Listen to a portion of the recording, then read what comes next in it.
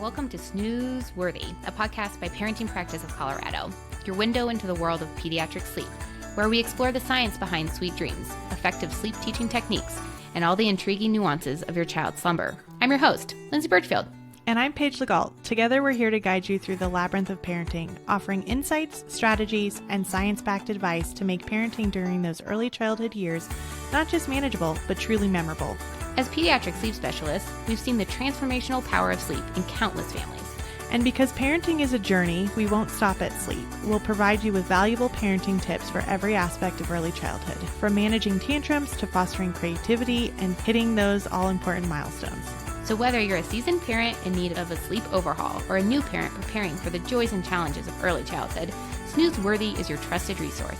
Join us as we unravel the science of sleep, share practical advice, and make parenting truly snooze-worthy.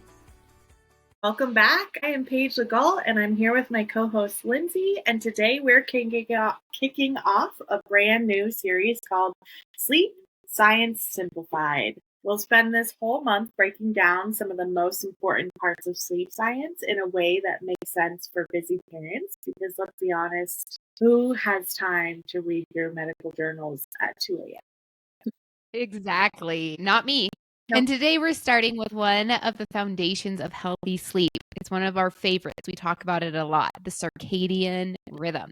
That might sound a little sciencey or intimidating, but honestly, don't worry about it. We're going to explain it in a parent-friendly language, give you tools that you can use right away, and share our own stories along the way. So let's start simple. A circadian rhythm is your body's natural 24-hour clock. It controls when you feel sleepy, when you feel awake, when our body temperature rises and falls, and even when we digest our food best. And you know what's really cool is that babies are born with beginnings of a circadian rhythm, but it's actually not fully developed yet. That's why newborns are all over the place with their sleep. If you have a newborn, you totally understand that. But around 2 to 4 months is when their rhythms start syncing with the outside world. And mainly that is due through exposure to light and darkness. Yep, absolutely right. And the two big hormones to remember are melatonin and cortisol. We've all heard of both of those. Those are hot button hormones. Melatonin is what helps us to feel sleepy, and cortisol helps us feel alert. And when those rhythms are working properly, your cortisol rises in the morning with sunlight and your melatonin rises at night when it's dark. Yes, exactly. But the tricky part for kids is that if their schedule is inconsistent, say bedtime shifts all over the place or naps are scattered, or even more importantly, their morning doesn't start at the same time every day, the rhythm can get out of sync. And when it's off, you see things like difficulty falling asleep, night wakings, or really dreaded early mornings. Absolutely. And I feel like for me at my house with the transition to kindergarten and the summer wrapping up and the seasons changing, my 4-year-old, almost 5-year-old has had some early morning wake ups, which is not my girl. No, My not at all. family is a sleeping in family. She'll usually sleep in until 7:30, wake up happy with her green light. And we had a 5:45 the other day, and she was happy as a clam, ready to go. And then around 8 o'clock, we had a dip, took a bit of a dive. And so we had our good quiet time that day, and we just really focused on honing in, making sure she got movement before bed, feeding that melatonin with those environmental cues, and then reiterating in the morning, that light is red. Yep, and it's made a big difference. So hopefully we'll stay on that track there. Yes, that's great. And my family also very similar. And we have to be, right? I mean, who's going to buy services from us if our kids sleep is all over the board, right? So here at the Birchfield family, we run a tight ship when it comes to schedule, when it comes to when we go to bed, when we wake up, all of that stays the same. Even during the summertime, even when we go on vacation, we really do our best to stick to that. But on the instances, maybe that 2% where we do a later night or we skip a quiet time or a nap, my kids are highly impacted by that. And you will see shifts because guess what? We aren't in alignment with their circadian rhythm. And because of that, their body is like, wait, whoa, what's happening? And specifically for my oldest, she is super sensitive to schedule changes. That girl clockwork works best for her. So in her instance, if she goes to bed later, she will always wake up earlier. Always. And that just goes to show you, right? Her body is in sync. She has that body clock. But if we make a kind of a movement one way or another, it's going to impact how her overall sleep goes, the quality of the sleep, and how much she gets. Absolutely. Facts. Do not move your bedtime later to get your child to sleep in later. Not how it works. Absolutely do not do that. No. And it just goes to show you the importance of schedule and routine because your body is really synced to that. Absolutely. So parents often ask us, how do I know if my child's circadian rhythm is off? Well, we talked a little bit about that, but a few signs. They're tired but wired at bedtime. So they're running around like crazy even though it's late. This is that second wind. And a lot of times parents will misread this as, well, my kid's not really that tired. Look at them. They're running around like a crazy person. But let's be honest, it's actually because their circadian rhythm is out of whack and they ultimately are in that overtired zone. The other thing is that you might see multiple wake ups at night and it's a restless sleep. It's not a good quality sleep. Or they're consistently waking up 4 or 5 a.m. no matter what time your bedtime is. Yeah, brutal. Or you could have all three, which we've seen. Or all three. Yeah. Another sign is inconsistent energy during the day. So maybe they're melting down mid-morning because their rhythm is off, like my daughter, or they're out of sync with their nap time. They're refusing to go down. It's a battle, and then they wake up early, and you know what they wake up like? Angry. Hangry. It's brutal. Those nap time blues can be really, really intense, and they can last up to an hour, 90 minutes. So you could see also those late afternoon chaos dips that just don't match those actual sleep needs. So they can wake up grumpy from nap, and then you can get them regulated, and then after dinner, it's just like up and down, which is why it is hard for parents to read, are they over, under, or regulated, and where that second wind could land. Yeah, absolutely. And it's just not about the child's mood, though. It can throw off the whole family. Parents start adjusting bedtime later and later. They're hoping their kid's going to sleep in, but guess what? That usually backfires, as we just talked about. Exactly. Let's give another real life example of how shifting a schedule made a difference for a past client. So I have a client literally this morning who messaged me saying he slept until 7 a.m. What time should I wake him up? And this little guy, we trained months ago, and he was rocking it. Like, he was always a 6 a.m., 6:15 guy, 2 naps a day, great, good mood, great eater. Like, he was rocking it. He was only missing a little bit of his sleep, but he was fine. And then came the one nap transition to the one. Oh, our favorite. Oh boy. We started waking up at 4:45, 5:15, and was having a lot of mood stuff, was skipping a nap completely, no nap for the entire day, and then was going to bed at 5 o'clock. Well, today he slept until 7 a.m. for one of the first times in his entire life. So we'll see how nap time goes today, but they are working really hard at not over or under stimulating him before bed and pushing him too far or not far enough. And then also holding nap time really strong and consistently during the day. So that way his circadian rhythm can set for his needs now versus what he needed at 8 months. Right.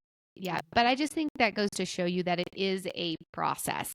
And that's something where oftentimes parents, when we're working with them, have an issue like an early morning, for example, or transitioning to the one nap. And they want the issue to be fixed quickly. They want to make a slight change and then be able to see a huge difference that next morning or that next day. One of the things that we have to always remind ourselves and our clients of is that when you are making schedule changes and you are changing the internal body clock, it takes time for that to happen. And so you have to be patient. You have to be consistent. You have to push through. And I think that is where having some education around circadian rhythm can be really helpful, because if not, you as a parent might make a change, not see a difference, and then change something up. So we're constantly moving and shifting and changing, and we're not giving the opportunity for the body to settle into the new rhythm and schedule because we're changing things all the time. So that's 100%. another piece of information that I think families can really benefit from, is that to make a body clock shift, it takes time. Like, it's not going to be overnight, but we have to stay patient and consistent. And with time, we will get there. But the body doesn't respond just like that. It's an internal process that takes some time. It is. And there are so many factors that go into it. Like Lindsay said, consistency is definitely number one. Number two, that time frame she's talking about is 6 to 8 weeks, depending on what you're trying to change, like early morning or a 2 to 1 nap transition. It's weeks. Right. And it's not all roses and sunshine. It's brutal sometimes. And if your kiddo is not a good sleeper when you're going to make these changes, you have to take care of all the sleep debt first before you can expect those nice, beautiful, consistent rhythms to come out Absolutely. and to stay. So hang in there. Don't move the dial. Hang in there. Okay, so let's talk about some more in-depth solutions, because we hear this all the time of like, well, what do I do now? I know the problem. How do we fix it?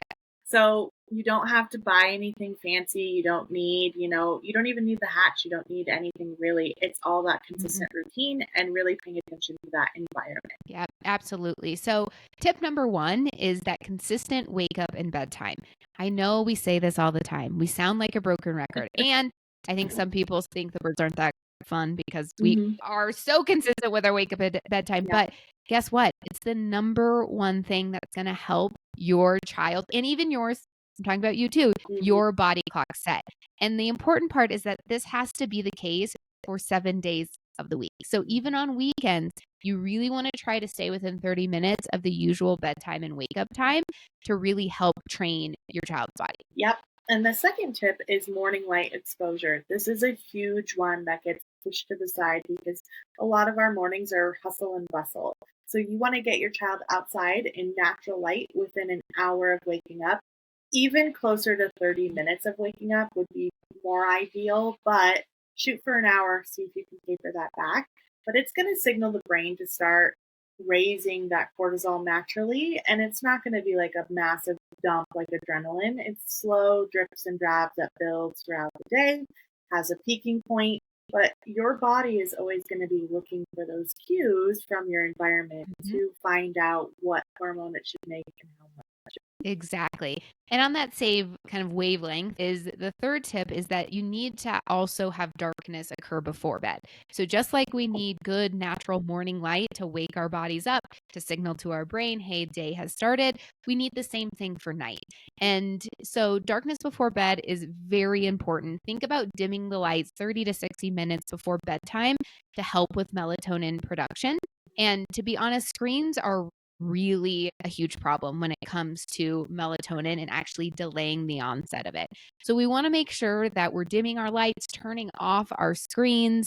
You can also add a whole nother layer of, red light glasses to the bedtime routine or wind down routine, or even include red light bulbs. In my kids' room, when we do our wind down, all of the lights turn to red. We have replaced the lights in their little bedside lamps with red light, and all of this is going to help again signal to the brain that it's time for bed. And because of that, your body will start to produce the right hormones for sleep. Absolutely. And you're so right. You and your red light glasses are rocking it. Bedtime. We love them. They work great. They really do. And this fourth tip is going to be on your bedtime routine cues. And again, broken record here, but it's very, very true. A predictable routine, bath, book, song, acts as a signal to the brain. And over time, your child's body starts to anticipate sleep just from those patterns. And we see this with our own children. We see this with our clients, that they know when mom is holding me and rubbing my back, patting my back, and she's singing Twinkle, Twinkle, Little Star, I'm going to start to soothe. I'm going to start to regulate. I know I'm going in my crib. And they like it. And every time, the parents are like, you're doing good. Yeah, because you trained them. You helped them build these cues, which is what they're doing all day long. Absolutely. Yep. And tip number 5 is naps at consistent times. So nap schedules change as kids grow, of course, right? But whatever stage your child is in, anchoring naps to a predictable rhythm is incredibly helpful. Again, for setting that circadian rhythm, setting that body clock. the body then starts to be ready for sleep, and therefore it makes for an easier put down, a better quality nap, and additional length on that.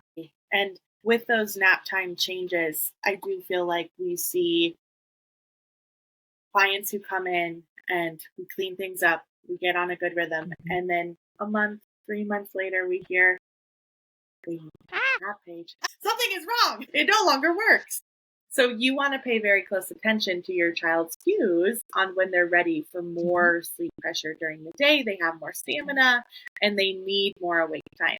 And those cues are going to be the same every single time. So for my son, he's going to be 10 months next week. That's crazy. He's a sleeper. I have a family of sleepers. They always do about an hour above average, which is lovely. Mm-hmm. But he will just skip a whole day of sleep. He's like, man, I'm okay. I don't need anything. I'm like, sir, you need a nap. Yeah. And then the next day he'll want to do a 4-hour nap. And I'm like, this is not allowed. So that's something I see at my house. But other things that we see with our clients when kiddos are ready and they're queuing for more wake time is it'll take them 20 plus minutes to fall asleep. And it's not peaceful. They're pretty upset. They're crying, they're standing, they're moving around the crib, they're queuing to you. I'm not ready for this. And then other times they might fall asleep as normal and predicted, but those early morning wake-ups return. So if you see any of those consistent cues from your kiddo, make sure you're moving that schedule after about 5 days. So we love these tips. We like to share them a lot. And I think the reason why we love these so much is because we see the benefit of them in our own home, right? Yes. And I would say for sure at my house, it is, if I could pick 2 of the top 5 that we shared, although I believe in all of them and follow them. Here at the Birchfield family, it's definitely consistent bedtime and wake time, and then our wind down routine. Those 2 things are critical to our household and how we run our household. And because of those, I truly believe that the quality of my children's sleep and the consistency of my children's sleep has stayed the same for years and years to come. People don't believe me when I say that I have 2 children, both of which have been sleeping through the night since Riley at 8 weeks, Jack at 12 weeks, and have woken up maybe a total of 10 times since then in the middle of the night. Okay, I have a 7.5, well, she's 7, and a 4.5-year-old. That does not happen at my home. Why? Because my children stay on a consistent routine, a consistent sleep and wake schedule. We stick to our bedtime routine, and it's just it's a non-negotiable here. So that may seem like, well, hey, that's a little bit strict, but guess what? It's just part of the way that we operate, and we here get good quality sleep so that we can be the best versions of ourselves, most healthy, setting ourselves up for learning success, all of those different things, because sleep is just such a foundation to overall quality of life and your health. 100%. And because our children are so attuned to their own body's sleep needs, all 4 of our children are content going to bed at every age. All 4 of our children know when they're tired, and they know that they're going to respect that need and they're going to go down. We don't have battles. We don't have anything like that. And they are feeling safe and secure, and they're ready for sleep when it's time. And that's a beautiful gift that you can give to your kids. I didn't have that as a child. Sleep was hard for me, so I'm happy to give that to my kid. So let's go over a few quick myths that we hear all the time, and there are going to be big ones and small ones. But the biggest one, I think, is if I put my child to bed later, they'll sleep in longer. Because that makes sense. Like, that feels... It does. Yeah. Right. It's not right. It's not going to happen. They will probably wake up earlier, if not have nighttime wake-ups. You are not raising the pressure in the way that you think you are. You are overdoing it, and you are going to cause even deeper rifts in their sleep. I would rather you put them to bed an hour earlier than what they're doing. Exactly. And when we say that, people think we're nuts. Try it. Don't try it once. Try it for a week. See how it goes. Yep. It's going to make a big difference. A huge difference. Yeah. And another myth is that circadian rhythms don't matter for babies. And they absolutely do, especially after that newborn stage. Yeah. So aligning with the rhythm can be the difference between, honestly, chaos in your home and peaceful sleep or a peaceful home. And a 5 a.m. waker or a 7 a.m. waker, you set Yep. your child's circadian rhythm. So you decide what that wake time is. Exactly. That's another, I think, really important thing for parents to note is you as the parent have a large influence on that wake up time, a big influence on that wake up time.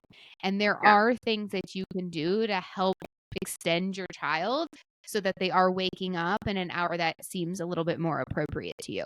But if you have intention and if you are going through the right steps with the environment and the schedule and your approach to how you're handling them, you can get more length to your marks. Absolutely. So let's recap real quick. Circadian rhythms are your child's natural body clock that are ruled by lighting, mainly temperature and environment. When we support that rhythm, we are able to have consistent routines, predictable naps, and we make sleep easier for the whole family. And we eliminate a lot of those pitfalls that we hear about all the time. And just remember, you don't have to figure this out on your own. That's why we're here. So if you're wondering whether your child's sleep struggles are connected to their rhythm, then just book a call with us. We are totally happy to help build a plan that fits your family's needs. Thanks for listening to today's episode of Sleep Science Simplified. Next week, we'll talk about how sleep impacts growth and learning.